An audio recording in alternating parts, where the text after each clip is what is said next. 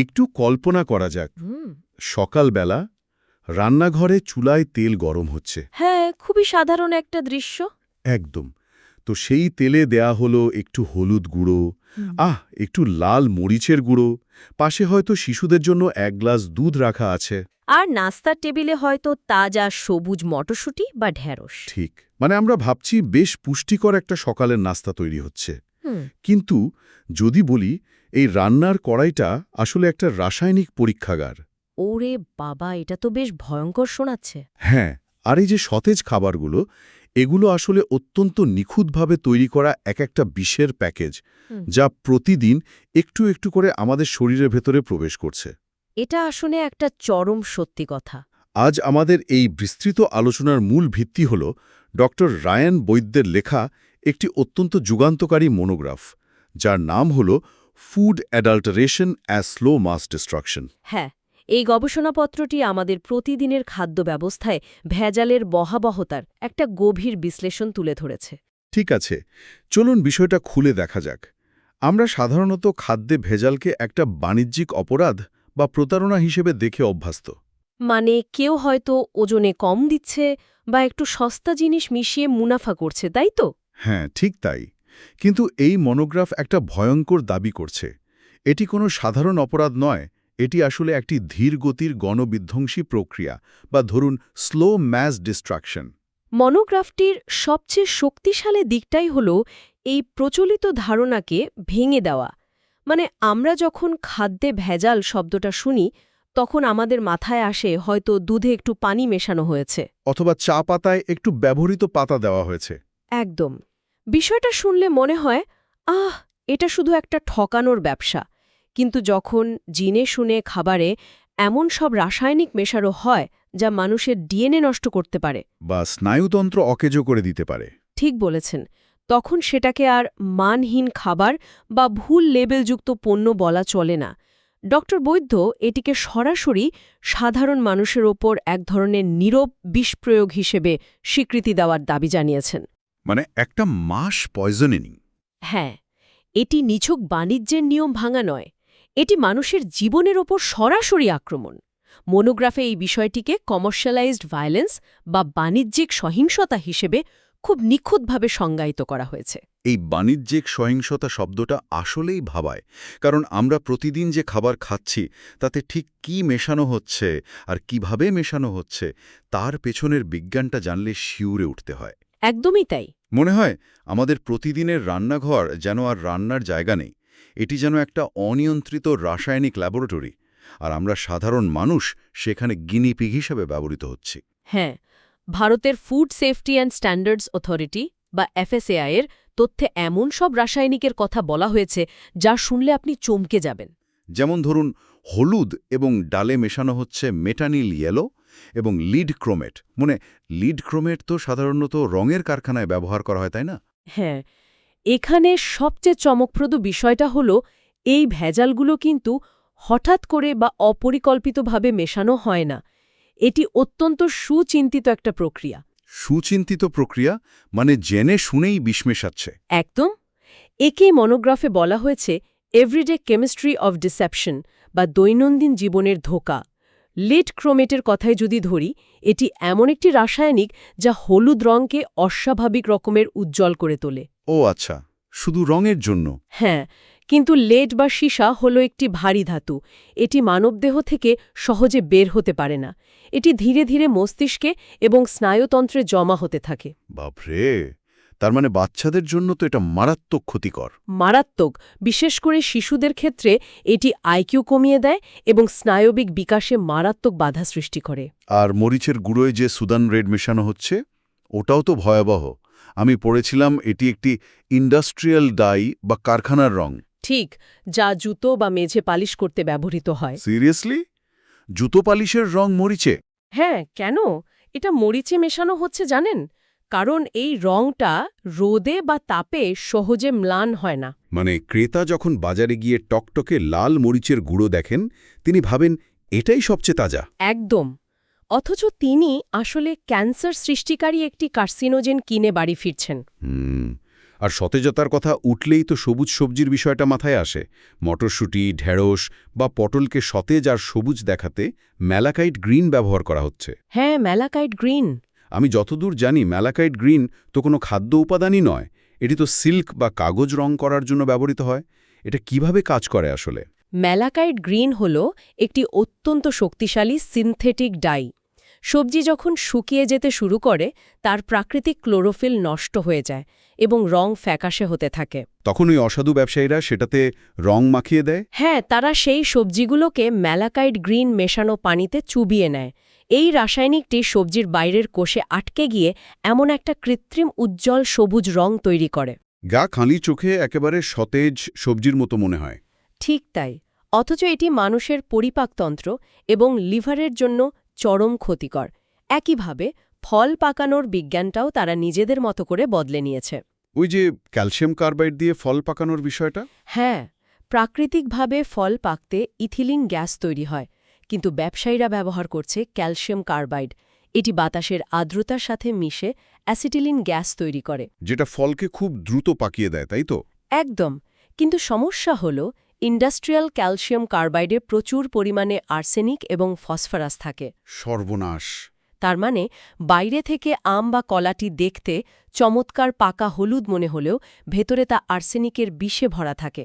ফলের বাইরের খোসার রংটা শুধু একটা বিভ্রম। হ্যাঁ, ঠিক তাই। আর মাছের ক্ষেত্রে তো ফরমালিনের ব্যবহারটা সবাই জানে। পচন রোধ করতে এমন একটা জিনিস মেশানো হচ্ছে যা বৈজ্ঞানিকভাবে প্রমাণিত কার্সিনোজেন। কিন্তু আমাকে সবচেয়ে বেশি অবাক করেছে দুধের ভেজালের বিষয়টা। মানে দুধের ডিটারজেন্ট এবং ইউরিয়া মেশানো হচ্ছে। ইউরিয়া তো আমরা জমিতে সার হিসেবে ব্যবহার করতে দেখেছি, সেটা দুধে কেন? এটি ভেজালের সবচেয়ে চতুর এবং ভয়ঙ্কর উদাহরণগুলোর একটি। দুধ যখন পানিতে মিশিয়ে পাতলা করা হয় তখন তার ঘনত্ব আর প্রোটিনের মাত্রা কমে যায়। হ্যাঁ, সেটা তো হওয়ারই কথা। তো ল্যাবরেটরিতে দুধ পরীক্ষার সময় প্রোটিনের মাত্রা মাপা হয় মূলত নাইট্রোজেনের উপস্থিতির ওপর ভিত্তি করে। ভেজালকারীরা খুব ভালো করেই জানে যে ইউরিয়া হল নাইট্রোজেন সমৃদ্ধ একটি রাসায়নিক। ও মাই গড! তার মানে মেশিনে ফাঁকি দেওয়ার জন্য ইউরিয়া দিচ্ছে? একদম। তারা পানিতে মেশানো দুধে ইউরিয়া ঢেলে দেয় যাতে পরীক্ষার মেশিনে মনে হয় দুধে প্রচুর প্রোটিন আছে। আর ডিটারজেন্ট কেন? কারণ ডিটারজেন্ট হলো একটি ইমালসিফায়ার। এটি তেলের সাথে মিশে কৃত্রিম ফেনা তৈরি করে, ফলে সেই ভেজাল দুধটাকে দেখতে একদম আসল ফ্যাটযুক্ত ঘন দুধের মতো মনে হয়। মানে এই পুরো প্রক্রিয়ার মূল উদ্দেশ্যই হল বৈজ্ঞানিক পরীক্ষাকে ধোঁকা দেওয়া। এই রাসায়নিক ধোঁকার মেকানিজমগুলো শোনার পর একটা বিষয় খুব পরিষ্কার হচ্ছে, এগুলো কোনো বিচ্ছিন্ন ঘটনা নয়। একেবারেই না। কিন্তু এই ধোঁকা থেকে যদি আমরা এর মানবিক মূল্যের দিকে যাই, তবে ইতিহাসের পাতায় এর ভয়াবহতার প্রমাণ পাওয়া যায়। যেমন ৯৮ সালে দিল্লির সেই মর্মান্তিক ঘটনা। হ্যাঁ, এপিডেমিক ড্রপসি। ঠিক। সর্ষের তেলে আর্জেমন বা শিয়ালকাটা বীজের তেল মেশানোর কারণে ওই রোগের প্রাদুর্ভাব ঘটেছিল। এই ঘটনায় ৩,০০০-এর বেশি মানুষ আক্রান্ত হয় এবং ৬০ জনেরও বেশি মারা যায়। আসলে এই এপিডেমিক ড্রপসি জিনিসটা কি? শরীরে ঠিক কি ঘটেছিল তখন? আর্জেমন মেক্সিকানা বা শিয়ালকাটা গাছ সাধারণত সর্ষে ক্ষেতের আশেপাশেই আগাছা হিসাবে জন্মায়। এর বীজগুলো দেখতে একদম সর্ষে দানার মতোই। মানে আলাদা করে চেনা যায় না? খুব কঠিন। অসাধু ব্যবসায়ীরা ইচ্ছে করেই সর্ষের সাথে এই সস্তা আগাছার বীজ মিশিয়ে দেয়। যখন এই মিশ্রণটি ঘানিতে ভাঙানো হয় তখন আর্জিমন বীজ থেকে স্যাঙ্গুইনারি নামের একটি চরম ক্ষতিকর অ্যালকালয়েড সর্ষের তেলের সাথে মিশে যায়। স্যাঙ্গুইনারিন। তারপর কি হয়? এই বিষাক্ত তেল একটানা খাওয়ার ফলে মানুষের শরীরের রক্তনালীগুলো থেকে তরল বেরিয়ে আসতে শুরু করে। এর ফলে পুরো শরীর, বিশেষ করে হাত পা, অস্বাভাবিকভাবে ফুলে যায়। আচ্ছা, এটাকেই চিকিৎসা বিজ্ঞানের ড্রপসি বলা হয়? একদম। এরপর শ্বাসকষ্ট শুরু হয়, চোখের প্রেশার বেড়ে গিয়ে গ্লুকোমা হতে পারে এবং শেষ পর্যন্ত হার্ট ফেলিয়ার হয়ে রোগীর মৃত্যু ঘটে। বাপরে! দিল্লির সেই ঘটনায় মানুষ তো সর্ষের তেল দিয়ে রান্না করা স্বাভাবিক খাবারই খেয়েছিল। হ্যাঁ, আর দিনের পর দিন তাদের শরীরে এই বিষ জমে শেষ পর্যন্ত গণমৃত্যুর রূপ নিয়েছিল। আমার তো এখানেই একটা বড় খটকা লাগছে। যদি কোনো এলাকার পানি সরবরাহে বিষ মিশিয়ে দেওয়ার কারণে বা কোনো একটি তেলের ব্যাচে বিষক্রিয়ার কারণে ৬০ জন মানুষ মারা যায়, অথবা ২০১৩ সালে বিহারের স্কুলে মিড ডে মিলে দূষিত তেলের কারণে ২৩ জন শিশুর মৃত্যু হয়। ঠিক, তবে সেগুলোকে আমরা সন্ত্রাসী হামলার মতো কেন বিবেচনা করি না? কেন একে শুধু একটি দুর্ঘটনা বা ভেজাল বলে আইনিভাবে লঘু করে দেখা হয়? যদি আমরা বিষয়টাকে বৃহত্তর প্রেক্ষাপটের সাথে মিলিয়ে দেখি তাহলে বুঝতে পারব যে এই অপরাধগুলো আইনের ফাঁক গলে বেরিয়ে যায় শুধুমাত্র এর ধীরগতি বা ক্রনিক প্রকৃতির কারণে। ধীরগতি বলতে ঠিক কি বোঝাচ্ছেন? ধরুন কোনো সন্ত্রাসী হামলা হলো বা কোথাও বোমা ফাটল, তার প্রভাব তাৎক্ষণিক, দৃশ্যমান এবং কারণটা স্পষ্ট। হ্যাঁ, কি করেছে সেটা বোঝা যায়। কিন্তু খাদ্যে ভেজালের ক্ষেত্রে মেকানিজমটা আলাদা। প্রতিদিনের খাবারে অত্যন্ত অল্প মাত্রায় বিষ শরীরে প্রবেশ করে। হয়তো আজকে আপনার একটু গ্যাস্ট্রোইন্টেস্টাইনাল সমস্যা হলো, আপনি ভাবলেন বাইরের খাবার খেয়ে গ্যাস হয়েছে। ওহ আচ্ছা, মানে আমরা সাধারণত ভেজালকে দোষী দিই না। ঠিক, কয়েক মাস পর হয়তো লিভার ফাংশন টেস্টে একটু গণ্ডগোল দেখা দিল। দীর্ঘমেয়াদে গিয়ে এটি কিডনি ফেলিয়ার, হরমোনের ভারসাম্যহীনতা বা ক্যান্সারের মতো মরণব্যাধিতে রূপ নেয়। বুঝতে পেরেছি। মানে আজ থেকে 5 বছর পর হওয়া ক্যান্সারের জন্য গত 5 বছর ধরে খাওয়া কোনো নির্দিষ্ট ব্র্যান্ডের হলুদ গুঁড়োকে তো দায়ী করা যায় না। একদমই অসম্ভব। বৈজ্ঞানিকভাবে প্রমাণ করা প্রায় অসম্ভব বলেই আইনি ব্যবস্থায় এটি দুর্ঘটনা বা সাধারণ অসুস্থতা হিসেবেই পার পেয়ে যায়। তার মানে অপরাধীর সবচেয়ে বড় ঢাল হলো এই সময় বা টাইম গ্যাপ। এই কারণেই এটি মানুষকে তিলে তিলে শেষ করে দিচ্ছে, কিন্তু কোনো নির্দিষ্ট ব্যক্তির দিকে আঙুল তোলা যাচ্ছে না। হ্যাঁ, আর এর ফলে মানুষের মনের ভেতর যে নীরব আতঙ্ক তৈরি হয় সেটাও তো কম ভয়াবহ নয়। বাজার করতে গেলে মানুষ এখন পুষ্টির কথা ভাবে না, ভাবে কোন খাবারে বিষ কম। ঠিক। এই মনস্তাত্ত্বিক ক্ষতিটা অর্থনীতির জন্য মারাত্মক। যখন একটি দেশের নাগরিকরা প্রতিদিন বিষাক্ত খাবার খেয়ে অসুস্থ হতে থাকে, তখন দেশের সামগ্রিক চিকিৎসা ব্যয় আকাশ ছোঁয়া হয়ে যায়। হ্যাঁ, হেলথ কেয়ার কস্ট তো বাড়বেই। মানুষের কর্মক্ষমতা বা প্রোডাক্টিভিটি কমে যায়, ফলে জাতীয় অর্থনীতি ভেতর থেকে ধসে পড়তে থাকে। মানুষ যখন খাদ্য ব্যবস্থার ওপর থেকে বিশ্বাস হারিয়ে ফেলে, তখন সেই সমাজের মৌলিক নিরাপত্তা বোধটাই নষ্ট হয়ে যায়। তাহলে এই সব কিছুর আসল অর্থ কি দাঁড়ায়? এত ভয়াবহতা, এত ঐতিহাসিক প্রমাণ, মানুষের এত ভোগান্তি, এরপরও এই অপরাধ থামছে না কেন? এটা খুবই স্বাভাবিক একটা প্রশ্ন। আমি হয়তো ধরে নিতাম যে আমাদের আইনগুলো খুব দুর্বল। হয়তো কোটিপতি মাফিয়াদের জন্য কয়েক হাজার টাকা জরিমানা করা হয়, যা তারা হাসতে হাসতে দিয়ে দেয়। অনেকেই তাই ভাবে। আমি FSSAI এর 2020-21 সালের একটা ডেটা দেখছিলাম। তারা 1 লাখেরও বেশি নমুনা বিশ্লেষণ করে 28,000-এরও বেশি মানহীন এবং 5,000-এর বেশি সম্পূর্ণ অনিরাপদ নমুনা পেয়েছে। হ্যাঁ, তার মানে প্রায় 4 ভাগের 1 ভাগ খাবারই কোনো না কোনোভাবে ভেজাল। এত বড় পরিসরে অপরাধ হচ্ছে, তার মানে নিশ্চয়ই আইনের কোনো জোর নেই। মজার ব্যাপার হলো আমাদের এই ধারণাই ভুল। সমস্যাটা আসলে আইনের অভাবে নয়। তাই নাকি? আইন আছে? হ্যাঁ, 2006 সালের food safety and standards act যদি আপনি পড়েন, দেখবেন সেখানে বলা আছে অনিরাপদ খাদ্যের কারণে কারো মৃত্যু হলে যাবজ্জীবন কারাদণ্ড এবং ন্যূনতম 10 লাখ টাকা জরিমানার বিধান রয়েছে। বাপরে, কাগজে কলমে আইন তো রীতিমতো ভয়ঙ্কর। একদম।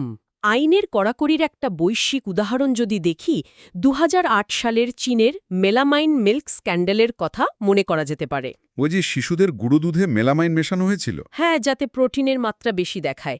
কয়েক লাখ শিশু কিডনির রোগে আক্রান্ত হয়। সেই ঘটনায় চীন কিন্তু শীর্ষ অপরাধীদের মৃত্যুদণ্ড কার্যকর করেছিল। ওহ, মৃত্যুদণ্ড! হ্যাঁ, যা পুরো কাঠামোর কাছে একটা অত্যন্ত কড়া বার্তা পৌঁছে দিয়েছিল। কিন্তু আমাদের উপমহাদেশে তো এমন কোনো নজির দেখা যায় না। যাবজ্জীবন কারাদণ্ড তো দূরের কথা, বড় কোনো ব্যবসায়ের লাইসেন্স বাতিল হওয়ার খবরও তো সেভাবে শোনা যায় না। মনোগ্রাফটি খুব সুন্দরভাবে এই জায়গাতেই আলোকপাত করেছে এবং এই সমস্যার মূলে গিয়ে একটি চমৎকার টার্ম ব্যবহার করেছে, ফেইলিয়ার অফ ফিয়ার বা ভয়ের অভাব। ভয়ের অভাব মানে আইনকে কেউ ভয়ে পাচ্ছে না।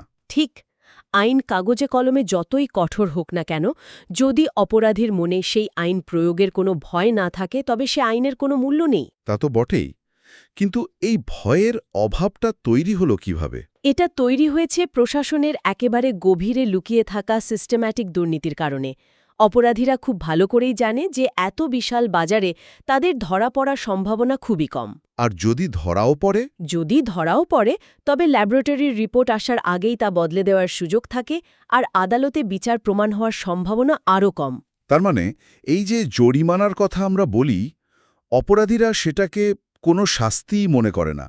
তারা জরিমানাকে কেবল ব্যবসা পরিচালনার খরচ বা কস্ট অফ ডুইং বিজনেস হিসেবে ধরে নেয়। একদম ঠিক, কারণ এই দুর্নীতিটা কোনো একক ব্যক্তির কাজ নয়, এটি একটা পুরো ইকোসিস্টেম বা শৃঙ্খল। মনে একেবারে নিচ থেকে ওপর পর্যন্ত সবাই জড়িত। হ্যাঁ, যে কারখানার মালিক মেটানিল ইয়েলো মেশাচ্ছে, যে পাইকারি বিক্রেতা সেটা জেনে শুনে বিক্রি করছে, যে খাদ্য পরিদর্শক ঘুষ খেয়ে চোখ বন্ধ করে থাকছে, আর যে ল্যাব টেকনিশিয়ান টাকার বিনিময়ে রিপোর্ট পাশ করে দিচ্ছে। ঠিক তাই, এবং যে স্থানীয় প্রশাসন এদের রক্ষা করছে, এই পুরো কাঠামো একে অপরকে বাঁচিয়ে চলে। এই সিস্টেমে প্রয়োগকারী সংস্থাই যেন ভেজালের সাথে মিশে একাকার হয়ে গেছে। যখন রক্ষকই ভক্ষক হয়ে যায়, তখন সমাধানের উপায় কি? কে কার বিচার করবে? আর ঠিক এখানেই বিষয়টা সবচেয়ে বেশি আকর্ষণীয় হয়ে ওঠে। হ্যাঁ, মনোগ্রাফের সমাধানের অংশটা সত্যি খুব দারুণ। মনোগ্রাফটিতে এমন একটি প্রশাসনিক সংস্কার এবং নাগরিককেন্দ্রিক মডেলের কথা বলা হয়েছে যা পুরো চিত্রটা বদলে দিতে পারে। লেখক এখানে পিওপি বা পলিস অফ পলিস আর্কিটেকচারে প্রস্তাব দিয়েছেন। পিওপি মডেল, হ্যাঁ। এটি যেন সিকিউরিটি গার্ডদের ওপর নজর রাখার জন্য একটি লুকানো সিকিউরিটি ক্যামেরা। কিন্তু এই ক্যামেরাটা আসলে কাজ করবে কিভাবে? এই পিওপি মডেলটি আসলেই একটি কাঠামোগত বিপ্লবের ধারণা। এটি শুধু আর একটি গতানুগতিক তদন্ত কমিটি নয়। তাহলে এটা কি? এটি এমন একটি সম্পূর্ণ স্বাধীন এবং ক্ষমতাসম্পন্ন সংস্থা হবে যাদের মূল কাজ সাধারণ ভেজালকারীদের ধরা নয়, বরং নজরদারি দায়িত্বে থাকা কর্মকর্তাদের তদন্ত করা। আচ্ছা, মানে অফিসারদের পুলিশ। হ্যাঁ, ধরুন কোনো একটি বাজারে ফরমালিনযুক্ত মাছ ধরা পড়ল, সাধারণ নিয়মে শুধু সেই বিক্রেতাকে জরিমানা করা হয়। হ্যাঁ, সেটাই তো হয়। কিন্তু পিওপি মডেল অনুযায়ী তদন্ত হবে পেছনের দিকে। গত 6 মাসে কোন খাদ্য পরিদর্শক ওই বাজারটি পরিদর্শন করেছিলেন? তিনি কেন এটি ধরতে পারলেন না? ও, বুঝতে পেরেছি। কোন ল্যাবরেটরি থেকে ওই বিক্রেতার ট্রেড লাইসেন্সের ক্লিয়ারেন্স এসেছিল? সেই পরিদর্শক এবং ল্যাব কর্মকর্তাকেও তখন এই অপরাধের সমান অংশীদার হিসেবে জবাবদিহির আওতায় আনা হবে। চমৎকার। অর্থাৎ এই ব্যবস্থায় শাস্তির একটি বটম আপ মডেল বা নিচ থেকে ওপরের দিকে যাওয়ার কথা বলা হয়েছে। একদম। শুধু রাস্তার বিক্রেতা বা চুনোপুটিদের ধরে মিডিয়াতে দেখালেই হবে না, বরং যে বড় কর্মকর্তা এসি রুমে বসে চোখ বন্ধ করে রাখে, তাকেও সমপরিমাণ শাস্তি দিতে হবে। ঠিক তাই, এখানে লেখক কমার্শিয়াল ডেথ পেনাল্টির মতো একটি কড়া ব্যবস্থার কথাও বলেছেন। কমার্শিয়াল ডেথ পেনাল্টি, এটার মানে কি? মানে অপরাধ প্রমাণিত হলে শুধু জরিমানা নয়, চিরতরে তার ব্যবসা বা পেশা বন্ধ করে দেওয়ার বিধান। এটা অত্যন্ত জরুরি, কারণ আপনি যদি সিস্টেমের ভেতরের দুর্নীতি দূর করতে না পারেন, তবে বাইরের ভেজাল কখনোই বন্ধ হবে না। একদম। আর এর পাশাপাশি মনোগ্রাফটি সমাধানের যে দ্বিতীয় স্তম্ভটির কথা বলেছে, তা হল সাধারণ নাগরিকদের ক্ষমতায়ন। এটি সম্ভবত সবচেয়ে বাস্তবসম্মত সমাধান। এই বিষয়টা আমার কাছে খুব প্র্যাকটিক্যাল মনে হয়েছে। দেশে তো আর হাজার হাজার খাদ্য পরিদর্শক নিয়োগ দেওয়া সম্ভব নয়। না, সেটা অসম্ভব। কিন্তু কোটি কোটি সাধারণ নাগরিকের হাতে তো স্মার্টফোন আছে। এই মডেলে বলা হয়েছে, সাধারণ মানুষ যদি কোনো ভেজালের ছবি, দোকানের লোকেশন বা ক্রয়ের বিল ডিজিটাল প্রমাণসহ নির্দিষ্ট সিস্টেমে জমা দেয়, হ্যাঁ, প্রমাণসহ জমা দিলে কি হবে?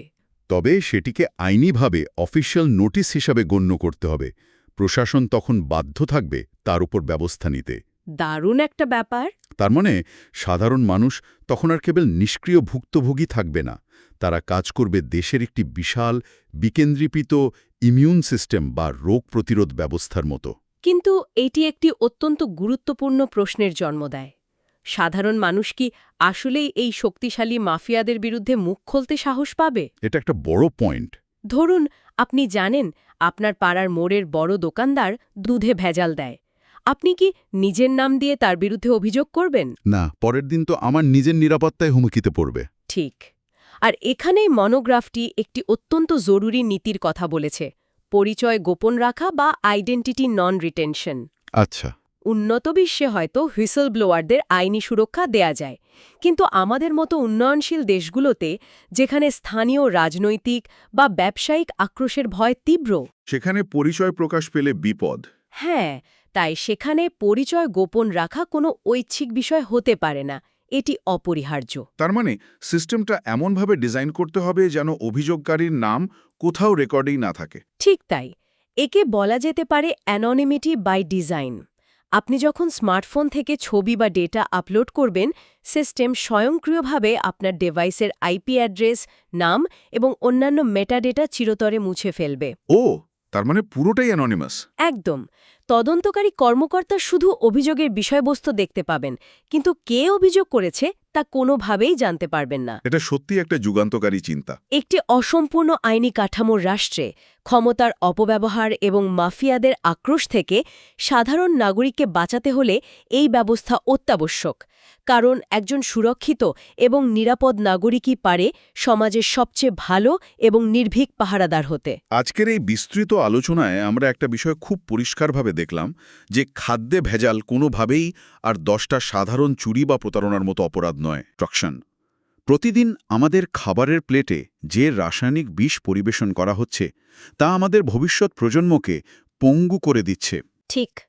এটি ঠেকাতে শুধু কাগজে কলমে আইন থাকলেই চলবে না, দরকার একটি শক্তিশালী কাঠামোগত পরিবর্তন, যেখানে পিওপি ব্যবস্থা কর্মকর্তাদের জবাবদিহি নিশ্চিত করবে এবং অ্যানোনিমিটি বাই ডিজাইন সাধারণ নাগরিককে নির্ভয়ে প্রতিবাদ করার সুযোগ দেবে। আমরা যদি ভারতের বিকশিত ভারত বা একটি উন্নত শক্তিশালী রাষ্ট্র হওয়ার স্বপ্নের কথা ভাবি, তবে আমাদের মনে রাখতে হবে যে উন্নয়ন শুধু বড় বড় হাইওয়ে, গগনচুম্বী অট্টালিকা বা ডিজিটাল পরিকাঠামোর ওপর নির্ভর করে না।